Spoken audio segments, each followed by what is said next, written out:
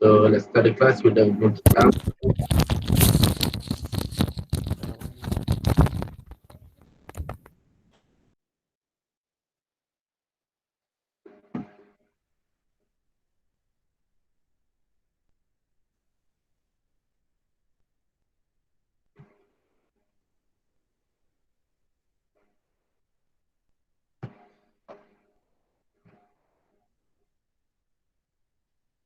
Okay, so let's continue our lessons on from yesterday.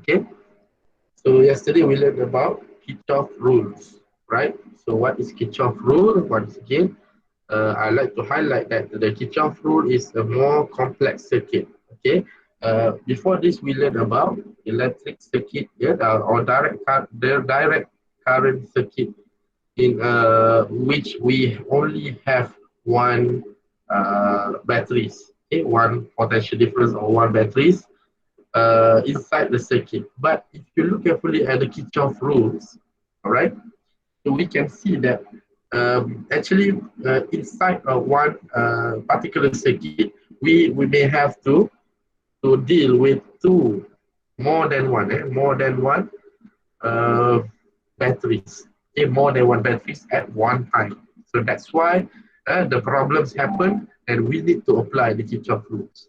All right. So first of all, you need to define. Okay. Maybe you will be given a questions that ask you to solve about current.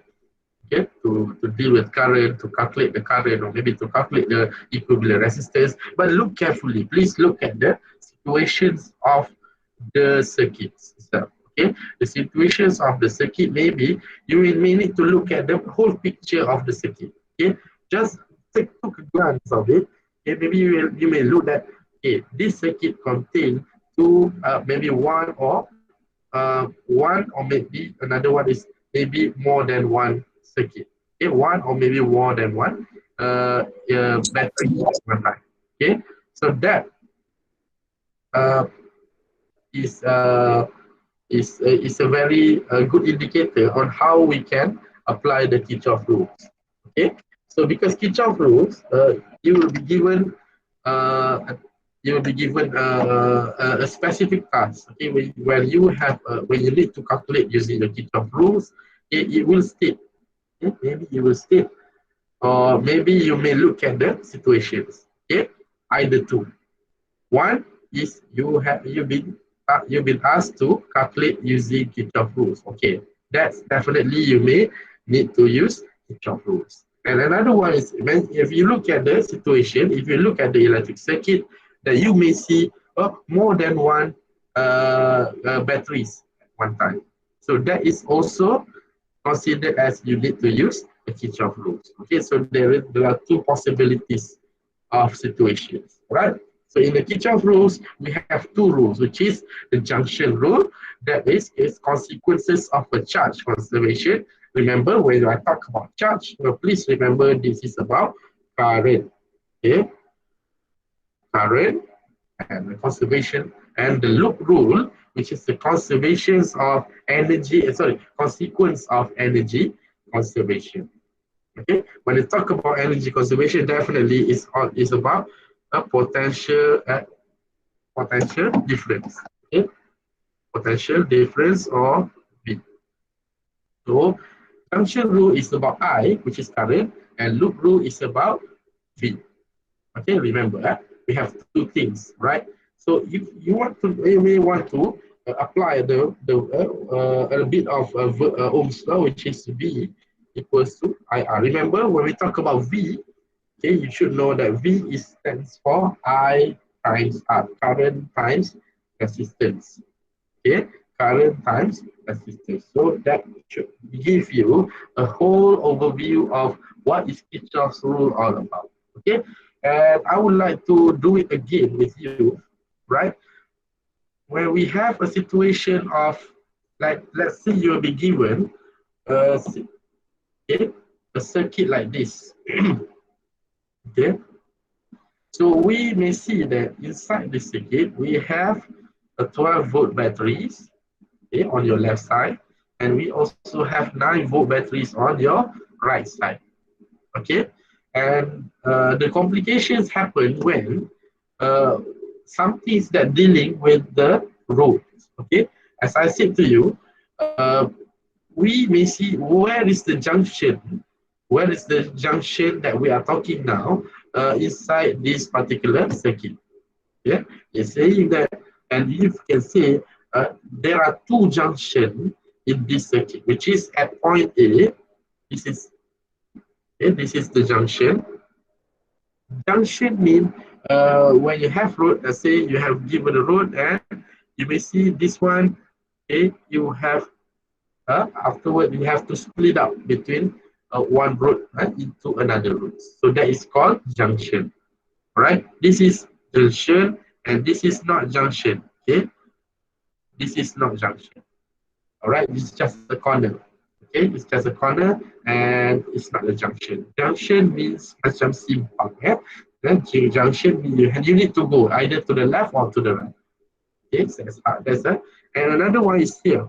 So this is also a junction, slightly below, besides the point B. Okay, so we may see uh, when we talk about junctions, when we talk about Kirchhoff rule, please make sure that okay you remember this thing. Okay, I may use this red color. Okay, I want to right. Uh, the most important thing in the Kirchhoff rule, you may want to see where is the area of each current. Okay, the idea of a Kirchhoff rule is you want to find the specific current for each root. Let's say if you do have here, okay, let's say you have I1, okay, normally there is I always put I1 over there, okay, I1, right? So actually I1 comes from 12-volt batteries, okay, I1, the current of I1 comes from the 12-volt batteries. Okay, please remember that the current comes from positive terminal to negative terminal. But for this specific topic, okay, you don't have to be too strict. Okay, be too strict in terms of current must come from positive terminal positive. Okay, just bear in mind that current is always come from the potential difference, or currents always come from the batteries. Okay, so don't care either is positive or negative for this part, because we want to set the direction. All right, we want to set the direction. Remember, we have two rules: junction rule and loop rule. Okay, junction rule is all about current, and loop rule is all about V, which is we know V is equivalent to IR. Okay, V equals equivalent to IR. So we may want to see where is the area of I1, I2, and I3. Okay, I should highlight that.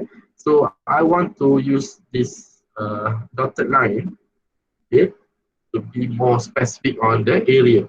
Okay, so where is the area of I1? Okay, area of I1 will come from this part. Okay, this is the area of I1.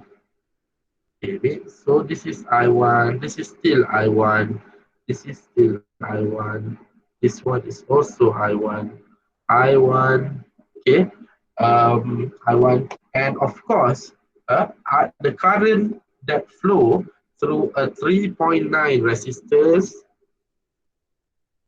is I1, and the current that flows at 9.8 ohms resistor is also I1. Okay, so I highlight that as a red color. Okay, so when we want to say where is I2, okay, the area of I2, so we use another color. The I2 should be blue color.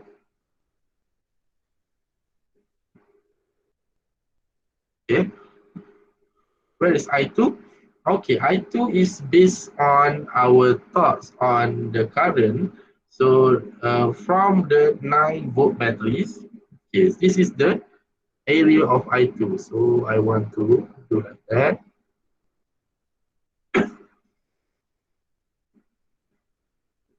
It's not necessarily to do like that, but the flows of current must be, because we are learning in the direct current circuit. So the current or the flows of current should be on only on one side only.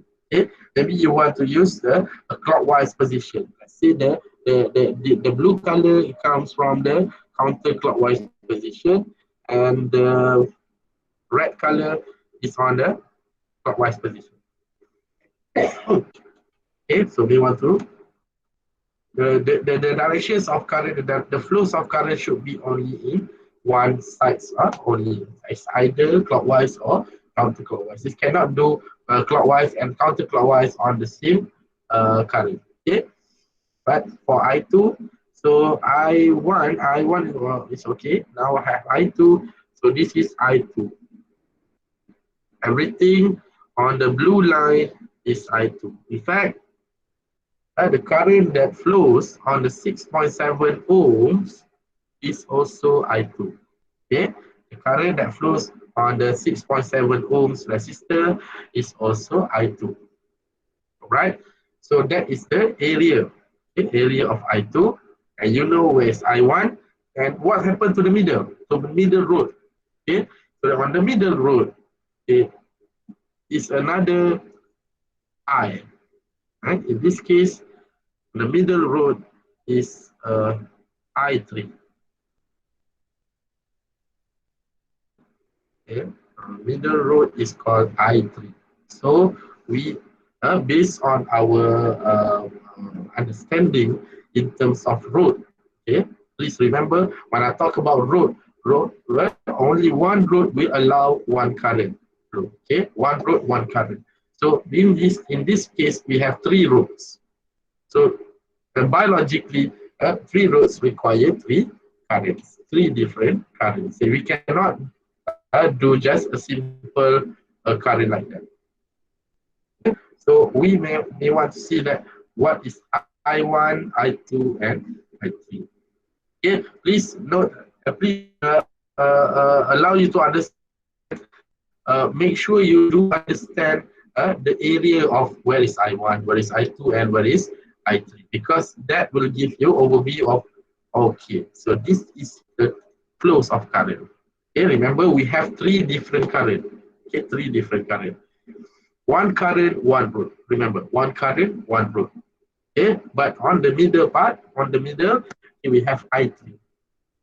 Okay, so this is where the confused part of the Kirchhoff, which is we want to know I3, what happened on the I3. We know that the current comes from the 9-volt battery is always I2, and the currents come from the 12-volt battery is always I1.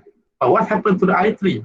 When I2 and I2 and I1 meet, okay, what happened to the I3? It is not as simple as I1 plus I3 equals to I3. No, okay, we cannot do a simple calculation like that. Okay, so we need to define the I2, I1, and okay. So I think that's good enough. So we may want to see what is I2, I1, and I3. Okay, so now you have been introduced to the two rule, which is the junction rule and the loop rule. So if you notice, we want to calculate. Okay, we want to calculate I1, I2, and I3. So we have three different unknown. Okay, biologically, when we have three different unknown, okay, so if you want to solve I1, I2, and I3, you need at least what? Okay, how many equations should we have? So we may want to deal with three equations at least. Okay, so to solve these three unknowns, okay, so we may want to establish the three equations. Okay, remember three equations. What So where can we get the equations? So all the junction rule, okay, all the loop rule, okay, one junction, one rule, okay, one junction, one equation. Okay, one rule, one equation. Junction rule, one equation. Loop rule, one equation. Then you want to see where is another equation. In this case, we want to establish, or we want to create three different equations. So how to solve the equations of how to solve the Kirchhoff, right? So let's make it simple. All right. So I don't want to use this kind of equations. Okay, let me here. Okay. So first of all, we want the question asks you find I1, I2, and I3. Given that they already give you the directions of I1, I2, and I3. Okay. In fact, if you look carefully, this question is actually only have one potential difference or one batteries, which is here. One batteries only. Okay. In fact, I did mention to you just now. Okay, when you try to solve the when you try to solve the Kirchhoff rule, okay, it's based on because of there are more than one batteries. But in fact, this question, okay, specifically wants you to use the Kirchhoff rules, but only have one batteries. So how is that possible? Yes, okay, it's always, as I'm saying to you, we have two kind of solutions when we are dealing with currents. Okay, so first of all, we want to use the electrical in resistance in series and parallel. Another one is we can solve using Kirchhoff rules. So there are two possible uh, solution for the current. Okay, two possible solution is either we are using resistance and the series parallel. Resistance series parallel is actually where you want to find what is R equivalent, what is I total, the one that we did just now, where we did that yesterday. And of course, using the Kirchhoff rule. And I have to mention that not all situation that you can use method number one. Okay, method number one is very limited. Okay, in fact, when you see the circuits, if the circuits only have one batteries, then you can use number one. Okay, but when you look at the circuits, you may see two or more batteries inside one problems. Then you cannot use number one. Okay, but for Kirchhoff, it's very useful method because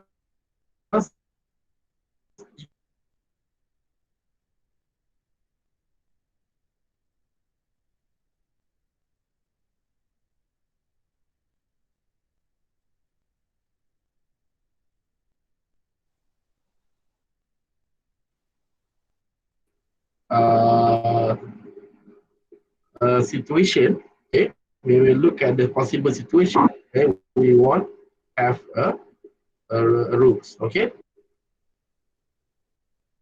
okay. So this is Kirchhoff, right? So how to solve a Kirchhoff rules? So first, you need to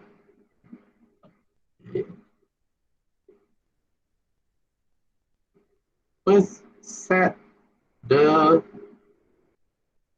directions of current. Okay.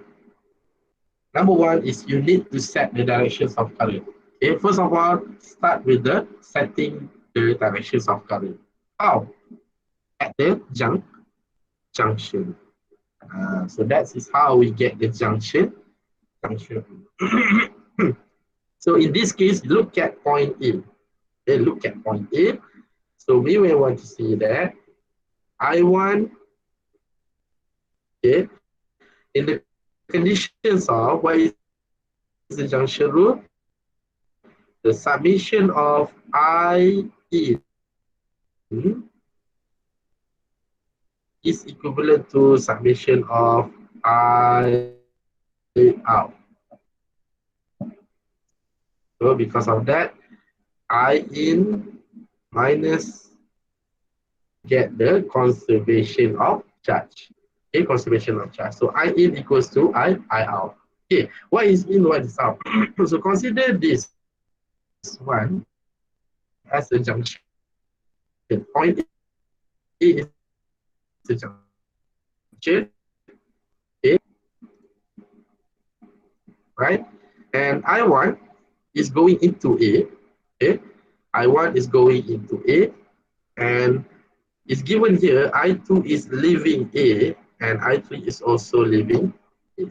So I1, I2, and I3. Okay, so the possible solution, the possible equation that we can do is everything that goes in will equals to everything that goes out from the junction. So what is goes in? So we should write down as I1, okay, is equivalent to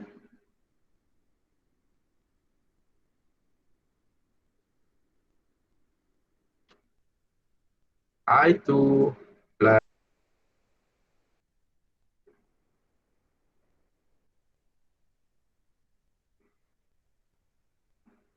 okay,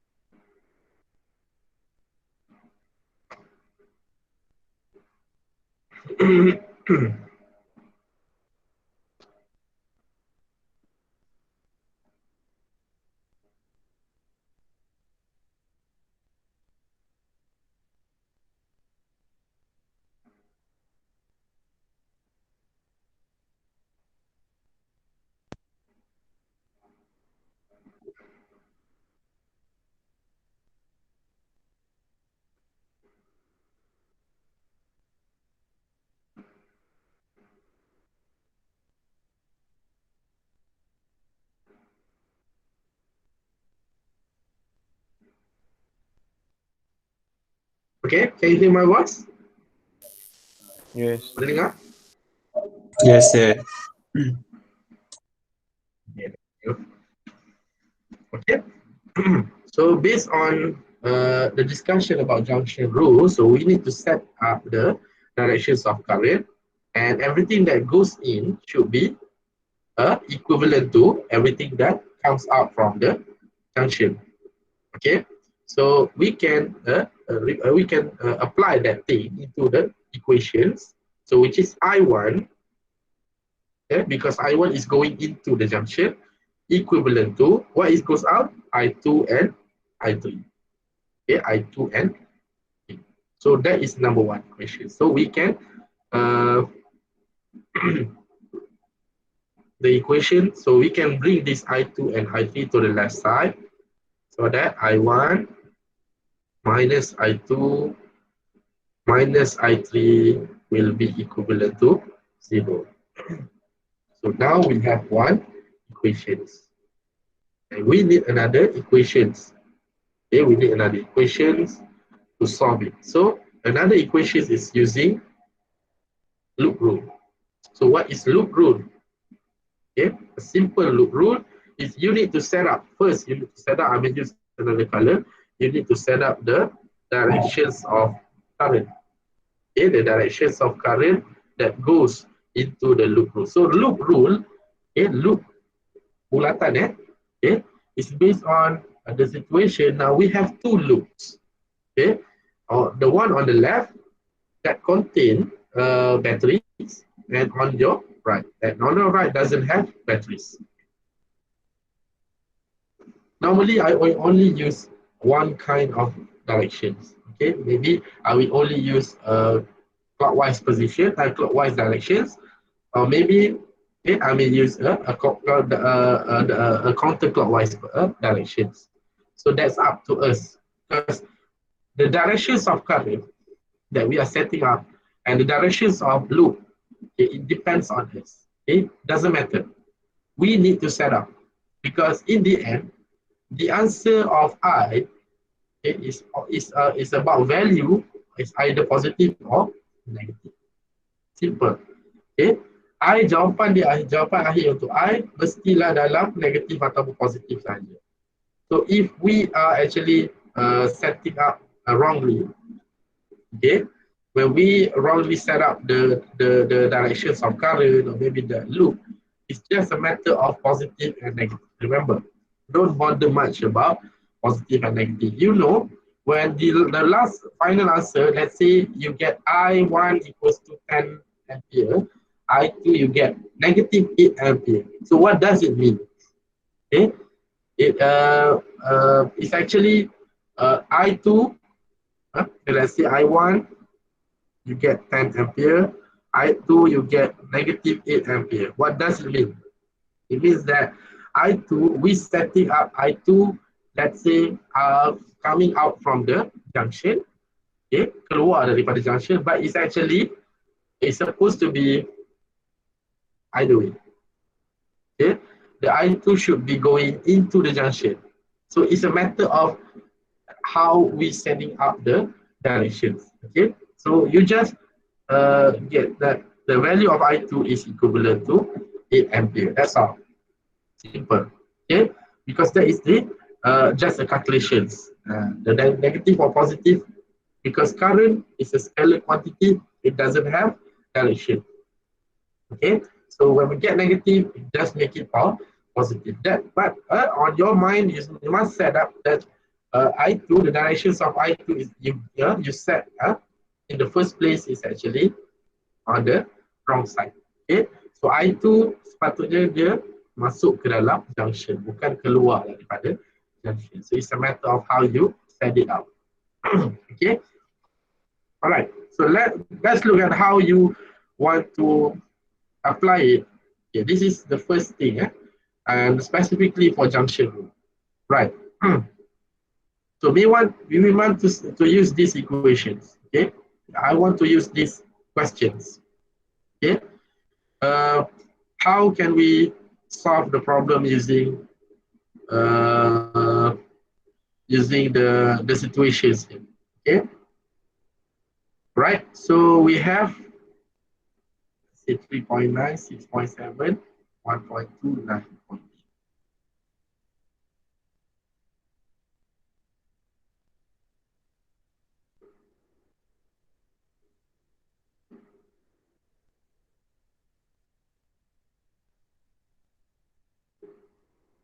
Okay.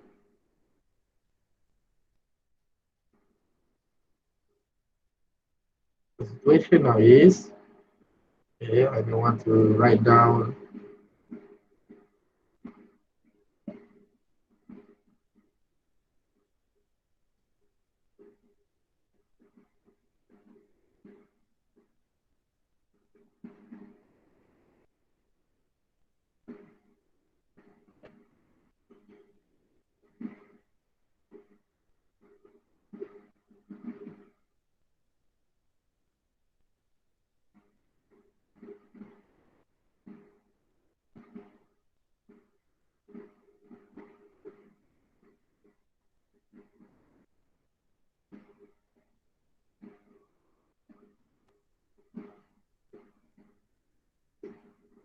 Let's say this is 12 volt, this is 9 volts.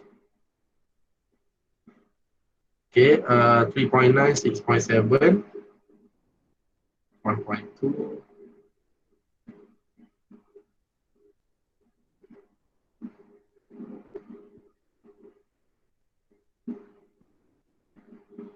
1.2 ohms, 9.8.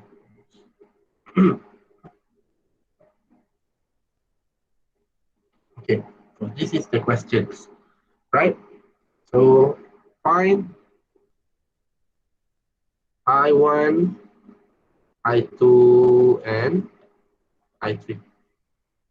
Okay, but that doesn't give you any direction. Any directions of current I1, I2, and I3 doesn't state. Okay, so we need to set up our directions of current. So normally I just put any directions of current. So this is my style I1, I2, and what it goes out is I3. So my first thing is I have to set up the directions of current. Directions of current in my case is I1 and I2 goes into the junction, and I3 is goes out from the junction. So my equation must start from junction rule I1 plus I2 equivalent to I3. Okay, remember, everything that goes in equivalent to everything that goes out. So what is goes in I1 and I2, and what is goes out is I3. So you can write down as I1 plus I2 minus I3 equivalent to 0. That will be one equation. So we need another several equations to solve the problems. All right. So this is junction rule. Now we want to apply the loop rule. Okay. Loop rule. What is loop rule?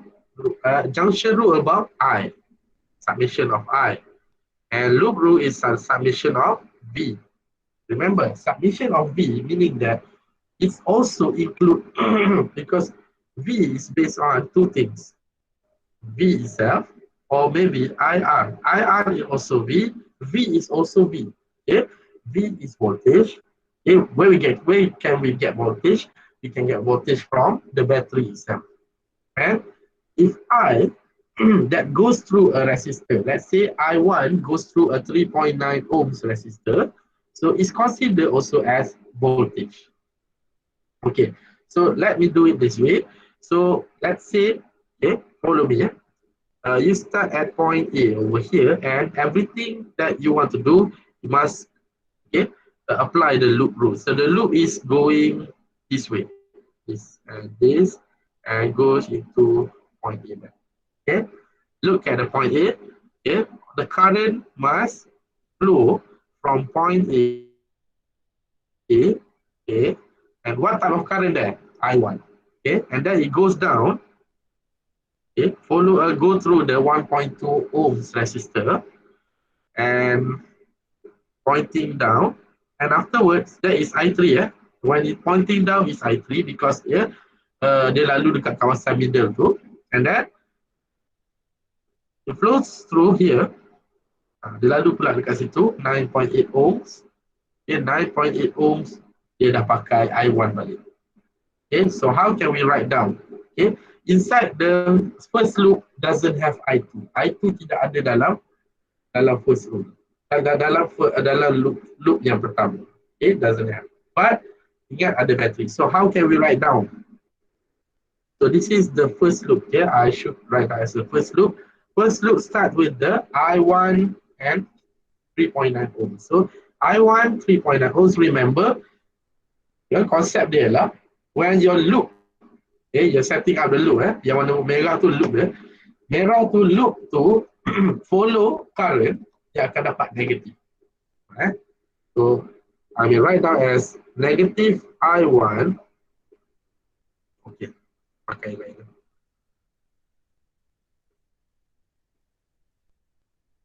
Belum. Negative I1 3.9, okay, minus with I3 1.2 minus with I1 9.8. Okay, and tengok dekat bawah ni. Okay, it comes from the loop coming from negative terminal and it goes out to positive terminal here. Okay, dia datang dekat negative terminal dan dia keluar dekat negative positive terminal. So the loop rule will be 12 equals to 0. That is another rule. That is another equations. Yeah, I1 lalu dekat 3.9 ohms. Okay, tapi I1 dengan loop yang kita setting tadi, dia satu arah. Okay, nampak loop yang kita setting tadi ke arah kanan, I1 pun ke arah kanan. Sebab tu pentingnya directions of I1, I2 dengan I3. Okay, so itu yang pertama. Dari sebabkan itu, kita dapat this one. Negative I kali dengan 3.9. Ini maknanya negative I kali dengan R dapat apa? V. So loop rule is about V. Okay, macam saya cakap, kita boleh ada dua situation untuk loop rule. We can have two situations in loop rule. Okay, we may get from I times R and we can get V also from battery. Ada dua keadaan. Satu daripada I kali dengan R, satu daripada V sendiri. Okay, so loop tadi dah sampai ke point hujung ni dan dia akan masuk ke laluan I3. Masa dia masuk ke laluan I3, entering the I3 region, so we may not use I1, but we have to use I3. And currently, I3 is going down. Okay, I3 is going down, and our loop is also going down. And the loop and current are parallel, so we may get negative. Okay, kita akan tengok macam mana positif. Kita akan see afterwards. Kalau ada. Okay, and how about I1? Okay, lepas tu sampai dekat hujung bawah tu, and then dia akan lalu dekat 9.8 ohms. Okay, bila lalu dekat 9.8 ohms, remember 9.8 ohms dalam region siapa? I1 punya region. So I1 tu arah mana? Okay, I1 will be negatif juga sebab parallel loop dia akan ke kiri, loop dia ke sini, and loop ni mesti satu arah saja, mesti ke kanan, ke kiri, and our 9.8 our current pun ke kiri. So current dengan loop sama arah, so dia akan dapat negatif. And what happens bila loop ini nak sampai ke point A, okay, so dia akan lalu dulu dekat negative terminal. So when the current goes into the negative terminal and goes out from the positive terminal, so dekat situ berlaku apa? Okay, increase in the potential energy.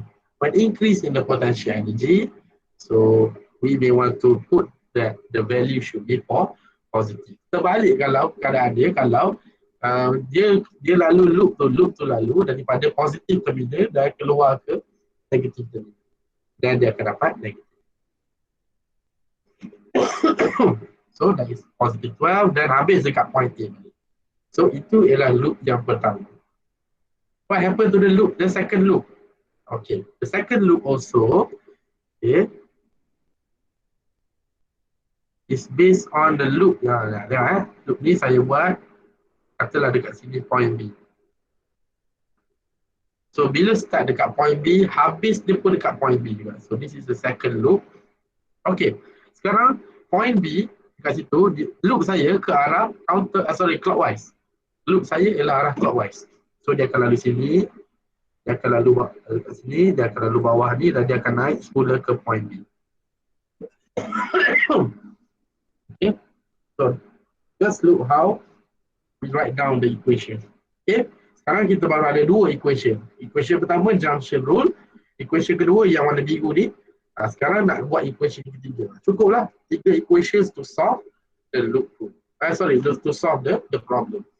So how can we solve it? Alright. Okay. Now we have loop going to the left side. Going to the right. Dan dia encounter dengan 6.7 ohm resistor dekat sini. Apa yang berlaku dekat situ? Okay, the current of I2 is actually against the loop. Bila current dia against the loop, apa yang berlaku? Then I2 kali dengan 6.7 will be positive. Okay, kalau dia parallel, dia ikut directions, dia negative. Kalau dia against the directions, dia positive. Okay, settle.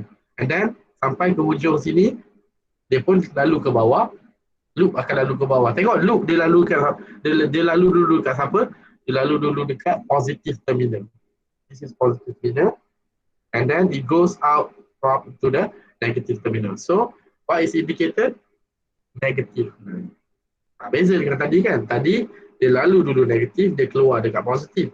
Maksudnya increase in potential energy. Dalam kes yang kedua, dia decrease in potential energy. Sebab tu jawapan dia negatif.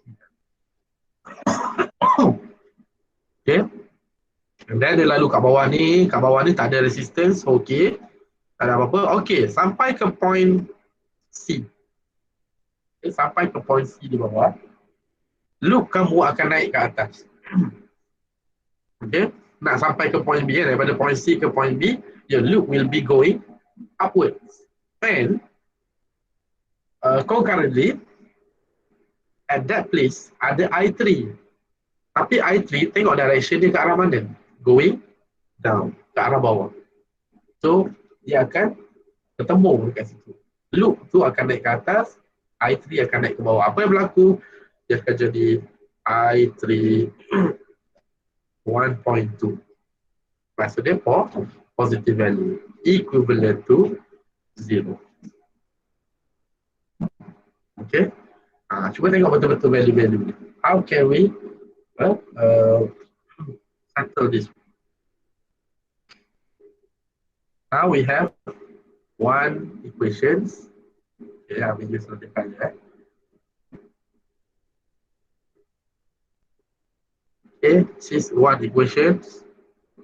This is second equation, and this is the third equation. Okay, 1, 2, 3. So when we have 3 equations, now we may want to solve using simultaneous equations. But first of all, okay, we need to establish first. Okay, keluarkan dulu equation ini dalam bentuk ayat-ayat macam ni lah. Maksudnya dalam bentuk equation. So ini part di mana yang paling banyak markah. Part di mana kamu nak keluarkan dia punya equation. So this is where all the marks here. And the rest of how you can deal with it, so you can use 2 sides of questions. Okay, solving. First, you want to use simultaneous equation. Okay, simultaneous equation. And another one using matrix. But, okay. So simultaneous equation again, how can you solve it? Okay, mudahlah. Maksudnya macam contoh dia daripada I1. So what is I1? I1 adalah I3 minus I2. So bawa value ni masuk dalam I1 ni, masuk dalam sebagainya, dan akhirnya dapat ni. Okay, maksudnya nanti akan dapat I1 berapa, I2 berapa, I3 berapa. Ya, value dia mesti positif. Bila dapat value negatif, kita tahu lah. Maksudnya, apa yang berlaku bila kita dapat negatif, it's all because of our directions, our predictions of our predicted directions is actually wrong. Itu je. Because when we set up the directions, we just set up based on junction rule. Junction rule hanya bagi tahu apa yang masuk ke junction, will be equals to apa yang keluar junction. Dia tidak ada specific selalu. We just set up the directions. Kena follow itu je. Okay? Maksudnya tak boleh semua masuk, tak boleh semua keluar. Mesti ada masuk dan keluar. Okay? Dan from that we know, from the calculation, we may get I1, I2 and I3. Kalau semua jawapan positif, maksudnya direction yang kita dah set up awal-awal tadi betul. Tak penting pun, tak tahu betul tak, tapi kita dapat tahu itulah cara dia. Okay? Bila tiba-tiba kita dapat satu jawapan negatif, oh punya aku salah arah. Katalah jawapan dia negatif tu dekat I2 kita dapat negatif 4 ampere. So negatif 4 is just a reverse direction. Maksudnya direction yang kita set up sepatutnya keluar masuk ke junction, sebenarnya sepatutnya ke keluar. That's how it goes. Itu saja untuk junction. Okay. So untuk situation yang kedua iaitu menggunakan matrix. Okay, menggunakan matrix maksudnya now we write down I1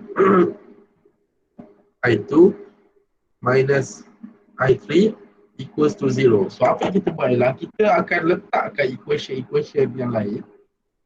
Kita lari dengan I1, I2 dengan I3. Okay, tengok dulu equation yang kedua.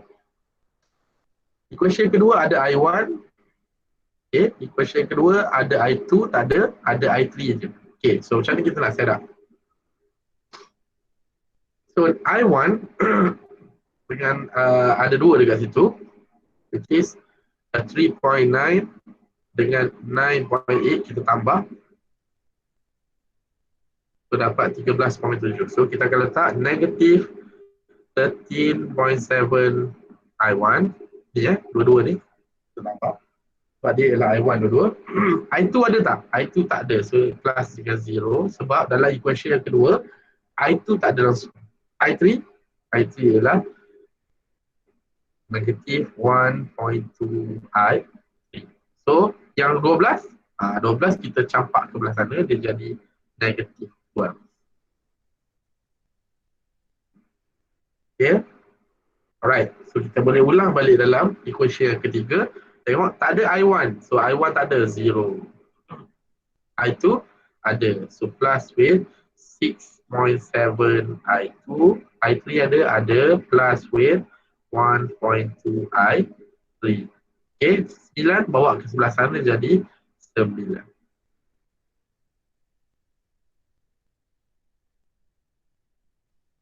So tengok nanti in the end kita akan solvekan menggunakan matrix, okay, ataupun kamu boleh gunakan calculator. You can solve this one using your calculator. Nanti saya akan ajarkan dalam tutorial kelas dalam lecture saya tak ajarlah. Okay. Sebab nanti kamu akan confuse macam nak guna. So it's actually you have 1,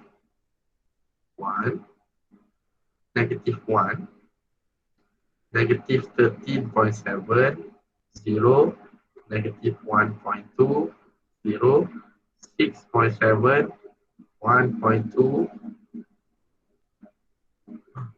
I1, I2 and I3 equivalent to 0, negative 12, negative. Okay. Right, so ini adalah A, ini adalah B, ini adalah C, ini adalah D. Okay, oh, dalam kalkulator nanti, sorry, ini bukan D, ini D. Okay. Dalam kalkulator nanti dia akan, bila kita letakkan dengan equation tu, dia akan tanya, what is A1? Dah masuk value. A1 apa? So ini adalah A1, B1, C1, D1, A2. A2 bawah ni So this is 1, 2, ni adalah 3. A1, B1, A2 negative 13.7. Masuk. Nanti dia terus akan keluar. I1 berapa, I2 berapa, I3 berapa. Okay. But the truth is you must establish the equation. Equation kena buat, mesti tunjuk. You must show the equation, how to get the equation from the junction rule and loop rule. So this is Kirchhoff rule. Okay?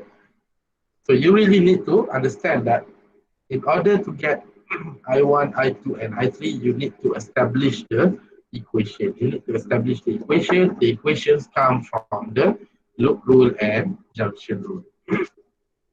But how to solve it? So you can solve it using simultaneous equation. Okay? Again, there's no there is no harm of trying a simultaneous equation, although it's quite hard because we need to jumble up with the three sets of equations, but there is some solution. And you can also use the calculator. Okay, on the calculator, okay, I will teach you inside the tutorial class and how to solve using the rule.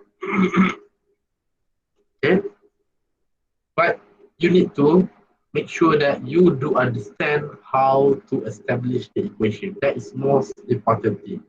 Okay, how to establish, macam mana nak keluarkan equation supaya kita boleh dapat equation, tiga equation. That is most important thing. Okay.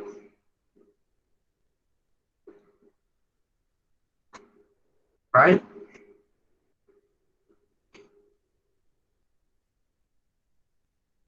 So we already done the part. Okay. So applying a Kirchhoff rule, let's say look at the examples here. Find the current in the circuit shown in figure 18.14 by using Kirchhoff rules. Okay. Specifically inside the equation asks you to use a Kirchhoff rule. So you need to use the Kirchhoff rule. Make sure you do understand this part. If awak gunakan cara yang resistance, series parallel, markah awak akan jadi kosong. Because the question is specifically mentioned about Kirchhoff rule. So nak tak nak kita kena fahamkan, gunakan apa-apa pengalaman kita pasal Kirchhoff rule, mesti kena guna. So this should be the junction. Junction yang dikatakan itu kat situ. That will be the junction. And kita nampak dia ada buat dua loop yang berbeza. Dua loop yang berbeza tu dia create supaya terhasilnya dua equation. Satu daripada junction, dua lagi daripada loop yang berbeza. So that's why we need to establish two loops. So two loops dah ada dua, so junction rule tambah ada yang ketiga. So dapatlah I untuk setiap. Ingat, kita boleh solvekan dua-dua sekali. Okay, after you go through the situation, you go through, tengok macam mana dia buat. Dia establish I1 equals to I2 plus I3. Okay, lepas tu dia dapat that is one equation. Okay, second equation dia gunakan yang bawah tu. Okay, yang bawah tu dia gerak daripada point A ke point B, so dia will be 6 volt. 6 volt, lepas tu I1 lalu dekat 4 ohms, dia akan jadi nampak negative 4 I1. Lepas tu dia lalu dekat 9, sebab dia nak loop dia kan, dia lalu dekat 9 atau lalu dekat 5, dia pilih 9 kan.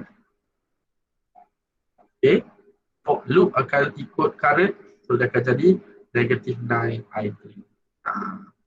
Okay, lepas tu untuk yang loop yang kedua, dia ambil yang ada 5 ohm dengan 9 ohm dulu. Alright, so kalau ikutkan loop dia ialah clockwise. So kalau loop clockwise, 5 ohm dia akan jadi negatif, 9 ohm dia akan jadi positif. Positive I3. So equivalent to 0. So now we have two sets of equations untuk loop rule, dan we have another one is junction rule, and we can solve using the simultaneous equation. So this is how they did. Nampak? Dia mesti establish dulu equation. So itu semua markah. All are marks. Okay, and in the end, they want to see the sum calculations over here. sama ada awak guna simultaneous ke ataupun awak guna calculator, doesn't matter, but in the end dia nak dapatkan balik jawapan akhir. Okay, tengok jawapan akhir dia berapa? 0.3, 0.54, 0.83. Jadi corrections yang dia dah letak kat tu memang tepat.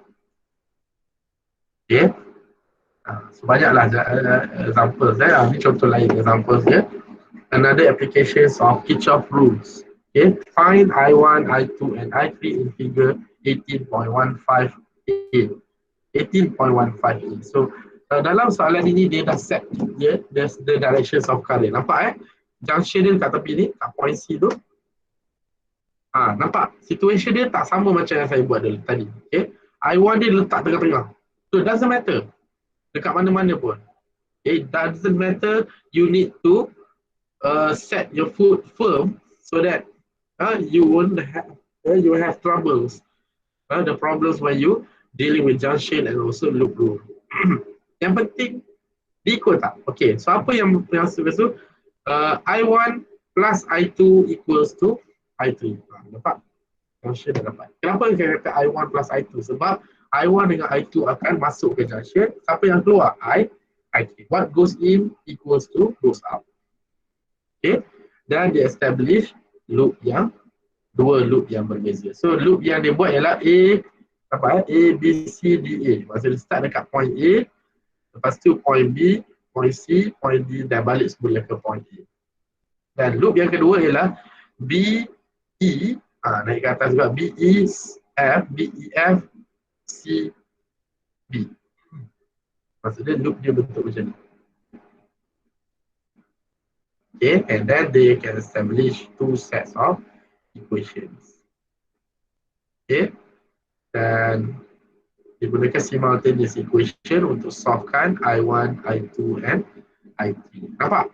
Okay, kalau tengok situation dia, I2 equals to negative 3 ampere. What does it mean? Okay, apa maksud I2 equals to negative 3? Maksud dia, directions of I2 yang sepatutnya masuk ke junction sebenarnya sepatutnya keluar. Okay, I3 pula, I3 nilai dia negative 1.0 ampere. Okay, but direction dia sepatutnya keluar, tapi sebenarnya sepatutnya masuk ke dalam. Tapi tak ada siapa buat hanya benda tu. Okay, so in the end you just write down I2 as 3 ampere and I3 as 1 ampere. That's all. Okay, all values of current must be equivalent to a positive value.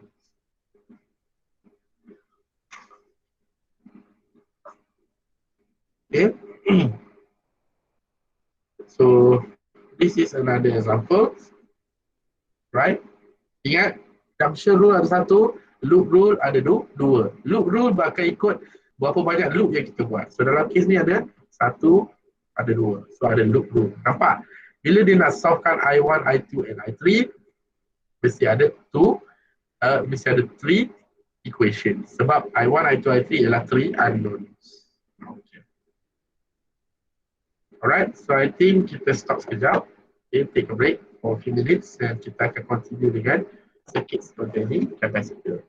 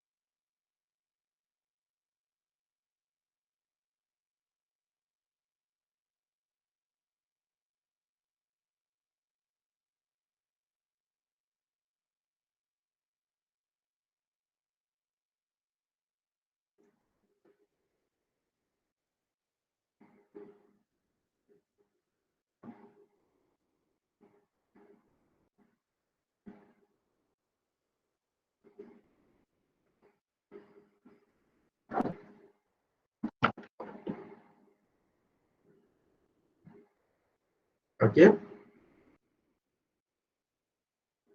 So let's continue. On the circuits containing capacitor. Okay, circuits containing capacitor. Right? So in the circuits containing capacitor, remember that before this we learned about capacitor C equivalent to Q over V. Okay, Q over V. So when capacitors are connected in parallel, okay, when capacitors are connected in parallel, so we can see that the potential difference across each one is the same. So maybe in one Q1, C1, Q2, C2, Q3, C3, all of this will be given, okay, EMF ataupun voltage. Okay, EMF atau voltage. This one is also the same, V. This one is also V. So how can we write down?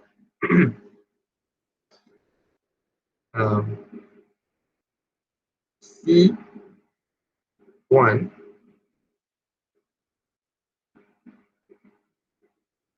equivalent to Q1 over V. Okay, C2 equivalent to Q2 over V. And C3 equals to Q3 over V. So what is the C equivalent?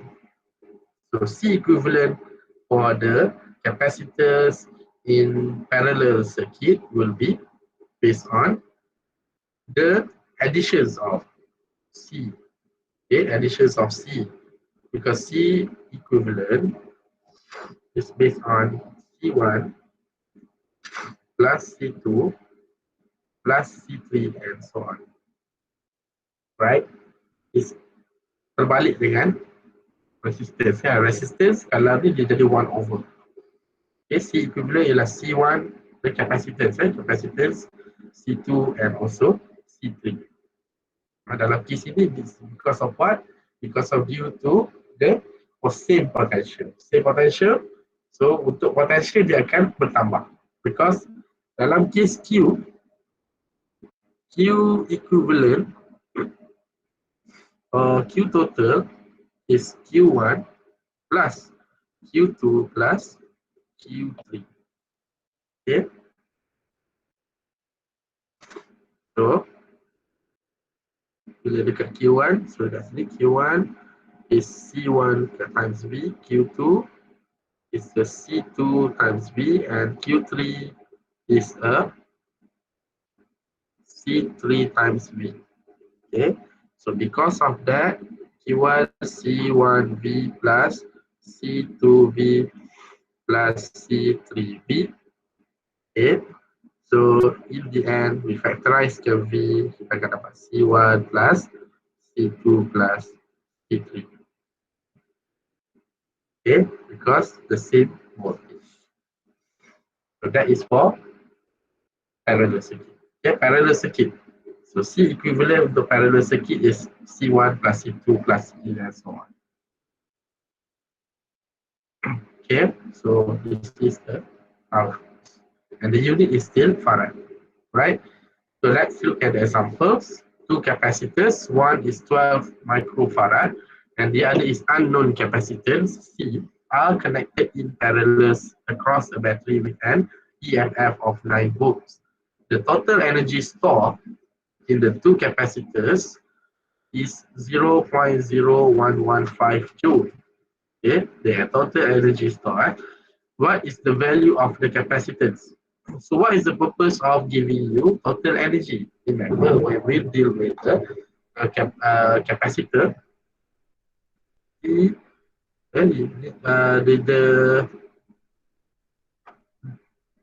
potential energy, and the energy is half CV squared.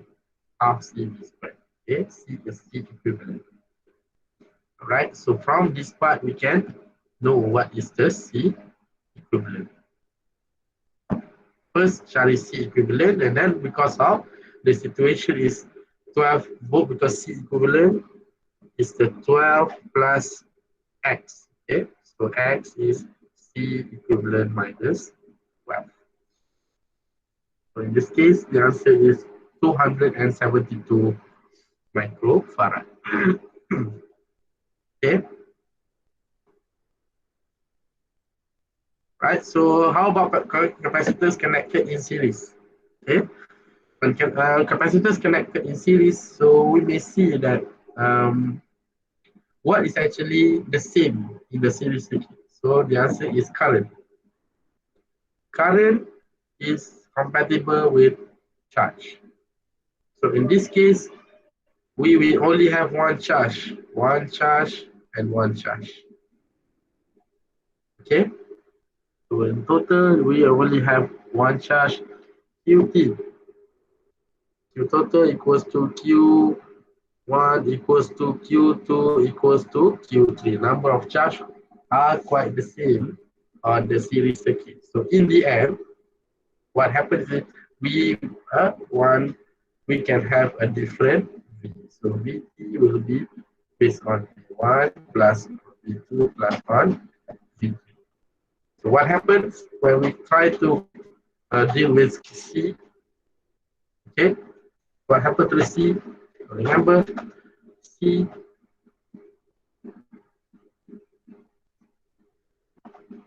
C1 equals to Q1 over or Q2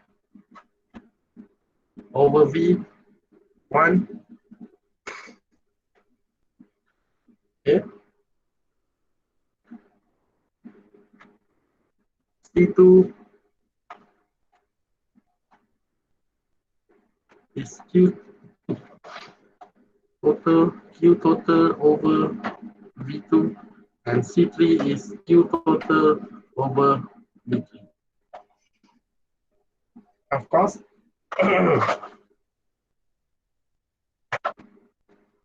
V.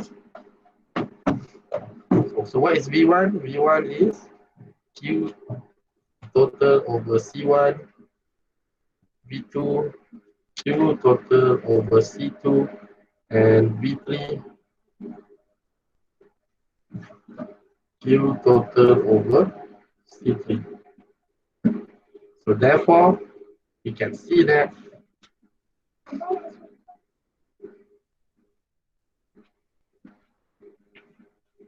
Q 1 over C1 plus 1 over C2 plus 1 over C3. Okay, so the C equivalent for the resistors in series are this one.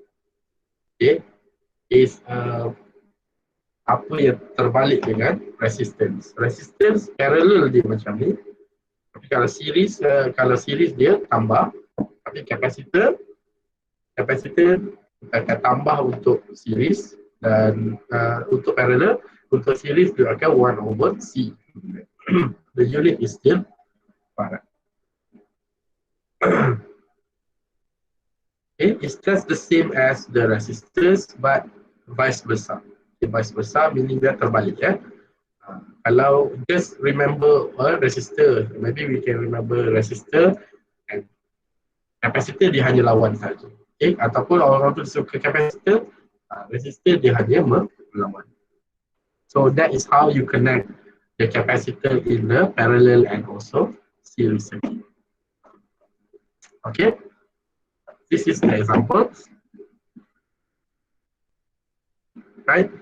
Consider the electric circuit shown here consisting of 12-volt batteries and 3 capacitors connected partly in series and partly in parallel. Okay, find A, the equivalent capacitors, and C, the total energy stored in the capacitors. Okay, remember to use for total energy half C equivalent B squared, half C B squared. Right? So we need to define what is C equivalent B squared. Okay. So the purpose of this question that you need to make sure the last part, okay, they make sure that the last part is when you calculated C equivalent that is parallel to the batteries. Okay. Kalau dalam resistor, kita nak buat dia series dengan batteries last kali. Tetapi kalau dalam capacitor kita nak buat dia parallel last kali. Lebih senang parallel sebab bila parallel kita boleh tambah straight away.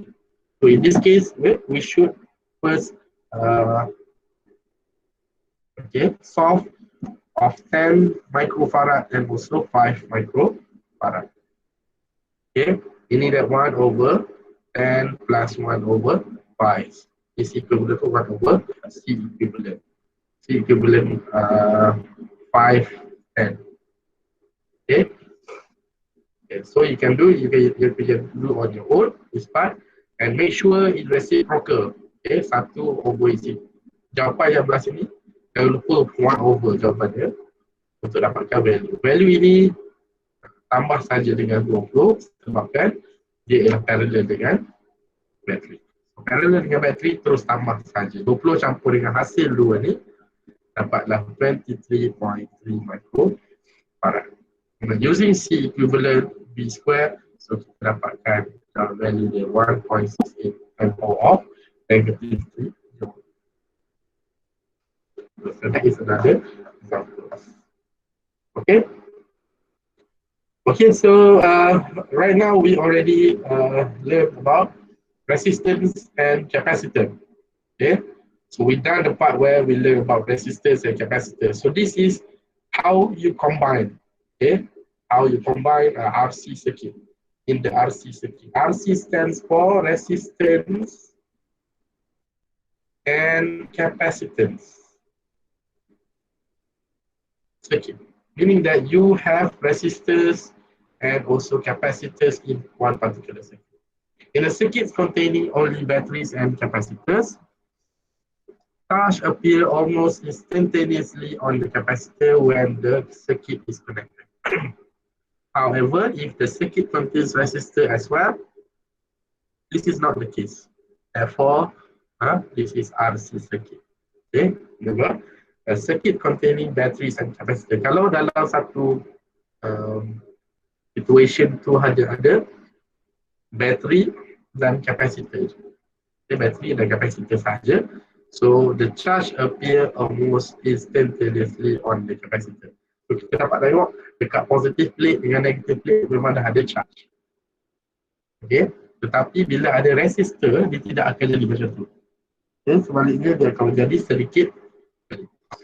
Right, so that's what we need the knowledge in terms of RC circuit.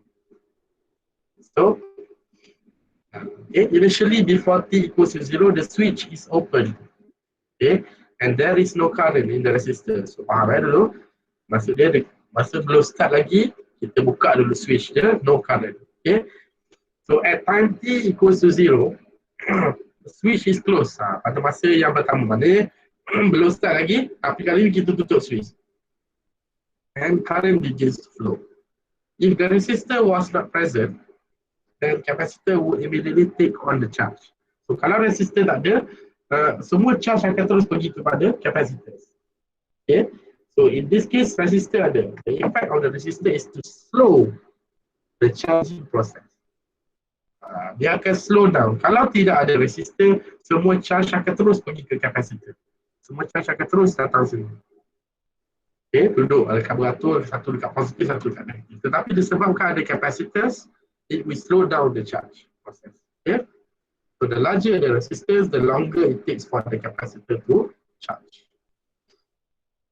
Okay? As current flows in the circuit, there is a potential drop across the resistor. Hence, the potential difference between the plates of the capacitor is less than the EMF of the battery. Okay, because of current flow in the circuit, potential drop.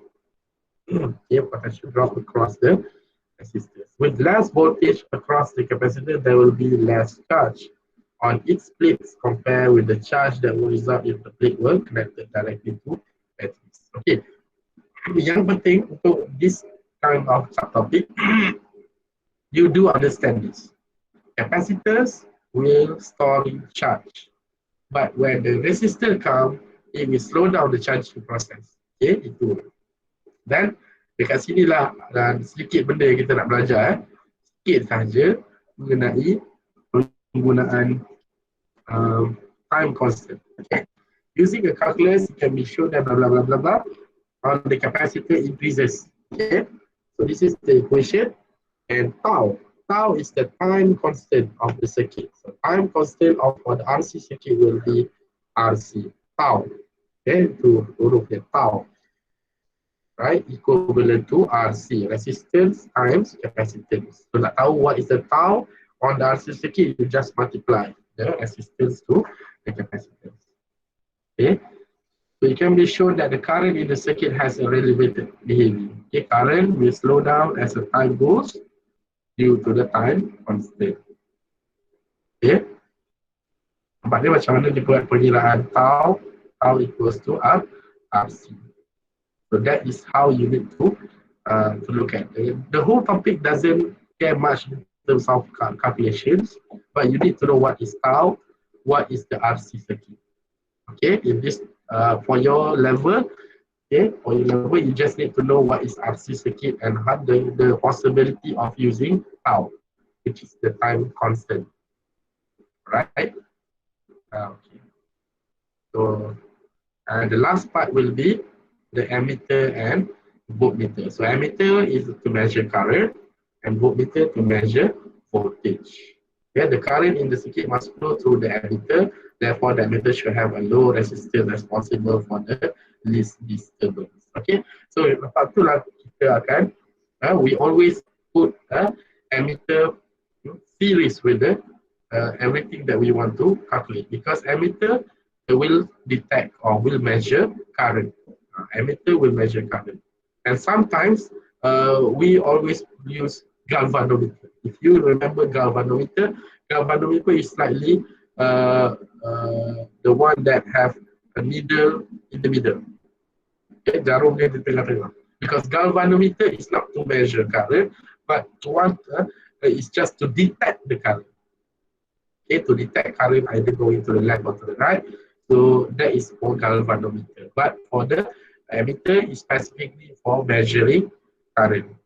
Okay, ammeter and voltmeter to measure voltage. How we connect the ammeter and voltmeter? Ammeter is connected to the circuit using series. Okay, we must put the ammeter inside the series end to end. Okay, but the voltmeter, if you want to measure the voltage of anything else. Okay, so let's say you have a voltmeter, so you want to measure between point C to point D here. So just take the probe of the voltmeter and then you just put at the specific location. You maybe can put here voltmeter. Yes. You maybe you want to put here voltmeter. Yes. Okay, any place. So voltmeter must be connected in parallel, okay, in order to minimize the effect of on the circuit. It should have a large of resistance as possible. Okay. So remember, voltmeter, parallel, ammeter, series. Okay, series meaning that you can detect current. Okay, current, when we detecting the current, you should use ammeter, and detecting the voltage, you use the. Okay, so this is all about the topic that we want to learn about DC circuit. Okay. Okay, let's look at what we should learn on the magnetism. Okay, so we still have a lot of time. Okay, I want to touch a little bit in the magnetism because we don't want to waste time. All right, so the topic will be magnetism. Okay, the next topic after we learn about direct current is the magnetism. Right? Maybe you can remember we have a direct current and we also have alternate current. Where do we learn alternate current? So we will learn alternate current of 2 or 3 chapters after this.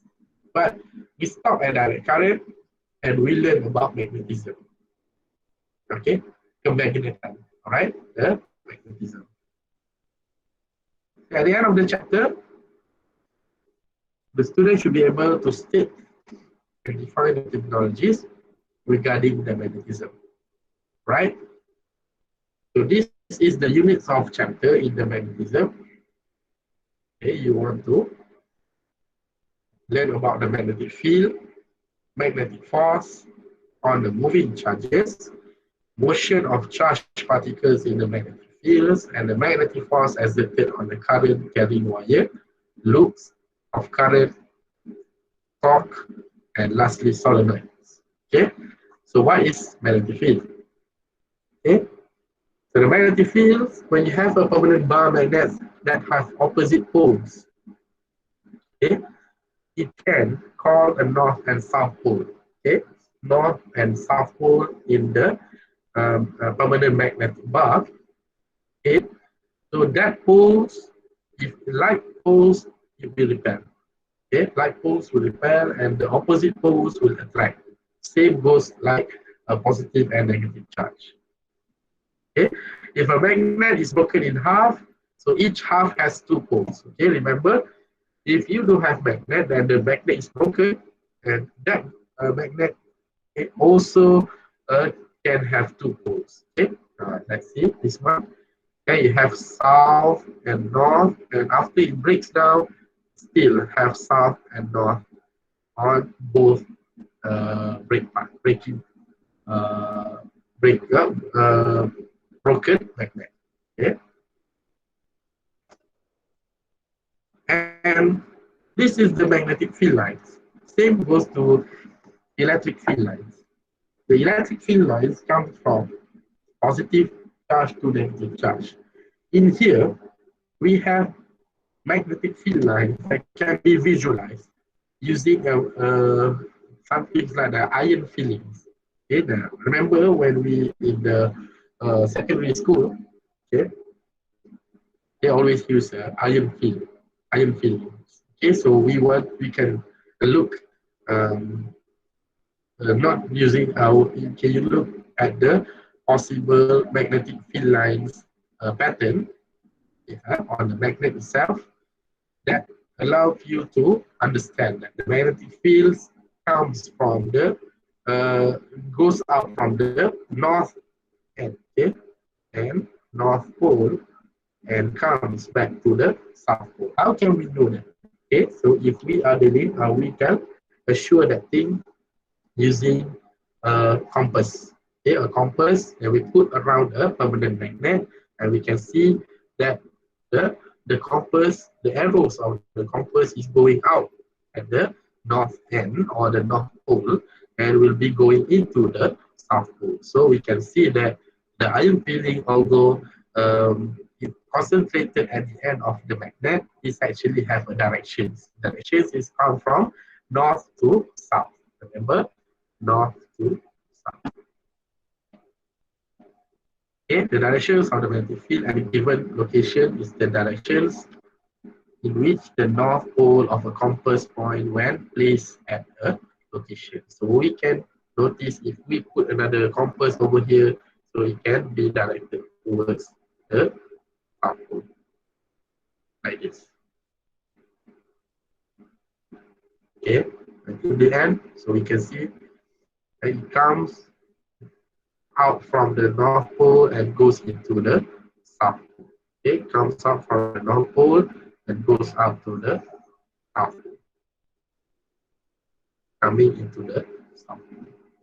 So that is the directions of the magnetic field. And in here, we use magnetic field as B.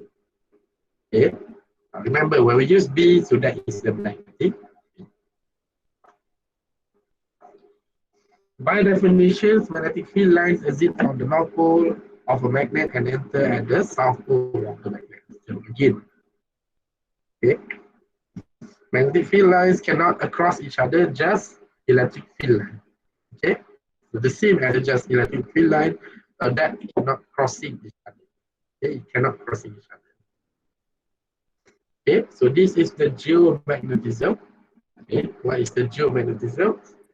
So the geomagnetism is the Earth magnetic field resembles that of a bar magnet. If we can imagine our Earth as a bar magnet, so when we talk about when we look at the compass, kita tengok compass, can we see that the directions of the red flag is actually pointing towards where? Okay, so where we at the Malaysia, the equator part and somewhere around here. Okay, is it pointing that way? The pointing of the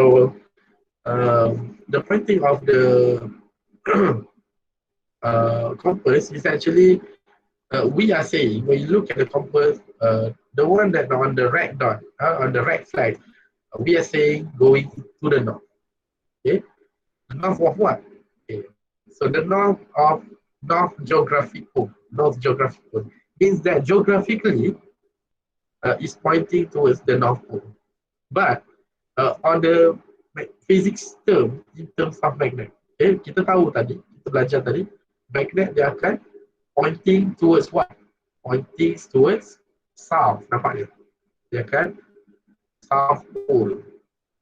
Dia akan pergi ke south pole. Ni semua nak cari south pole. South pole of a magnet. So sebenarnya, okay, jarum yang kita tunjukkan ke arah geografi utara geografi tadi, sebenarnya is pointing towards the what? Magnetic south pole.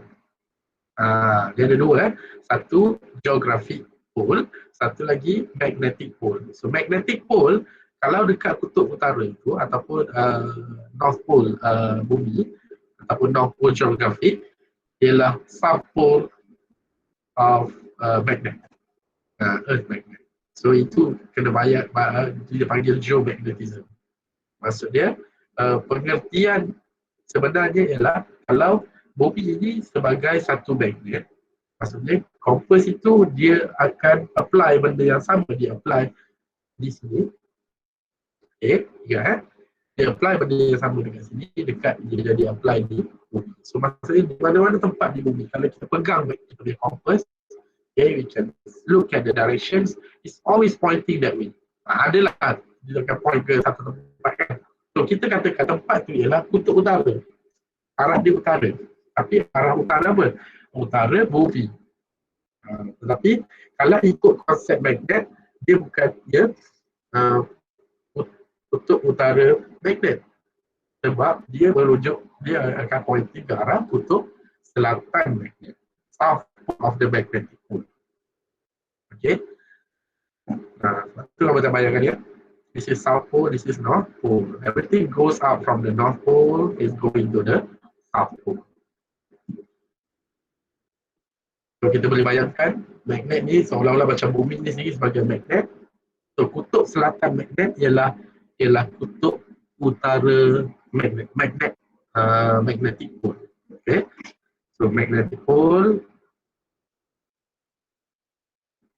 north magnetic pole,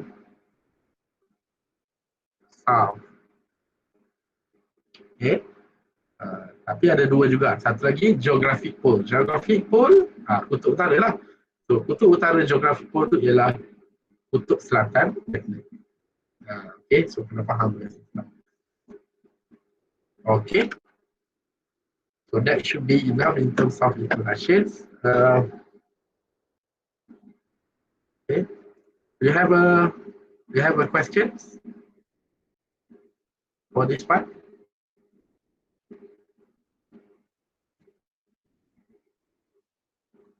Okay. No. Right. Thank you. Now we learn a little bit in terms of magnetic force. Okay. So the magnetic force on the moving charge is saying that this way. Okay. Sekarang ni cerita sikit pasal charge, right? Now we have positive and negative charge. Okay. And when the positive and negative charge move inside the magnetic field line, so this is magnetic field. To the B, the magnetic field is going from your left to your right. So magnetic charge, ada charge positive to move di dalam tu, apa yang berlaku? So we can have a magnetic force. Magnetic force. Okay. Jadi B is the magnetic field. Okay. Dan F ini adalah magnetic force. So agak-agak Apa dia SI unit? Definitely kalau force mesti Newton. Magnetic field unit dia apa? Tesla. Tesla T. Itu ialah magnetic field sebenarnya unit. So it's given by QVB sin theta. Okay, QVB sin theta, which is Q is the magnitude of charge. Okay, V is the velocity, and B is the magnetic field. Magnetic field, and the unit is Newton, and the theta is getting from the angle between V and B. Kita susun macam tu ya. F equals to QVB. F equals to QVB. QV cross. This actually comes from this. F vector quantity equivalent to Q scalar quantity V crossing B. It's a cross product. Okay, it's a cross product where V is the velocity crossing B. V cross B. V cross B. Okay, so in this case, we have a magnetic force. So magnetic force here is a vector quantity due to what? Due to when we have a velocity, yaitu vector quantity times with the magnetic field, also a vector quantity. So vector times vector, ingat nak kali vector ada dua, satu menggunakan vector dot product, satu lagi menggunakan vector cross product. Ini ialah cross product. So bila cross product, dia mesti dapat vector. Vector means ada magnitude and direction. You look at the simple one. Okay, we don't determine yet the directions. Don't determine yet the directions. Just look at the calculations. Particle 1 with a charge Q1 equals to 3.6 microcoulomb. So this is your charge. And speed 862 meter per second. Look at the unit. Travels at right angles to a uniform magnetic field. Uniform magnetic field. So itulah B lah. Tapi B ada tak dalam ni. Okay. The magnetic force is experienced. So this should be your F. Particle 2 with a charge Q2 is equivalent to ni tadi Q1, ini Q2, and the speed of 1.3. So this is another V. Move at an angle of 55 degree relative to the same magnetic field. Find A, the strength of the magnetic field. So yang pertama, dapatkan dulu apa nilai B. Okay, F equals to QVB. Ada theta lagi tak ada. Bila tidak dimension, ada theta F 55. Okay, cuma yang mula-mula tu right angle, so 90 degrees lah. So F sin 90 is equals to 1 QVB ya. So from F1 kita boleh dapatkan nilai B. Daripada sini kita dapat B equals to certain value. And then daripada situ nilai B itu akan maintain sebab dia kata relative to the same magnetic field. So we can use B from part A and then we can put inside the equation F untuk part B. Sama. So tadi ialah 1.37 Tesla. Okay, jawapan dia ialah 1.37 Tesla. Okay, sin 55 sebab dalam kes kedua ada 55 degree. Answer of F should be 0.0773 Newton. Okay, that is in terms of value. Okay, in terms of value. So the directions later. Okay, I will teach you next week inshallah for the directions. But for this now, okay, just learn a few things about magnetic force. Okay, remember the equation is F equals to QVB sin theta. QVB sin theta. Okay, QV, Q is what? Q is the speed of charge ataupun velocity of charge. magnitude of charge, V is the velocity, and B is the magnetic field. B, ball is magnetic field. And the unit for magnetic field is new to you, which is Tesla. Simple one, Tesla. TSLA, Tesla. Kalau nama yang lebih spesifik sikit ni lah, Newton per apa itu, V meter per second dengan Coulomb kan. So nak mudah dia Tesla je. Tesla. Okay. I think that's all for this week.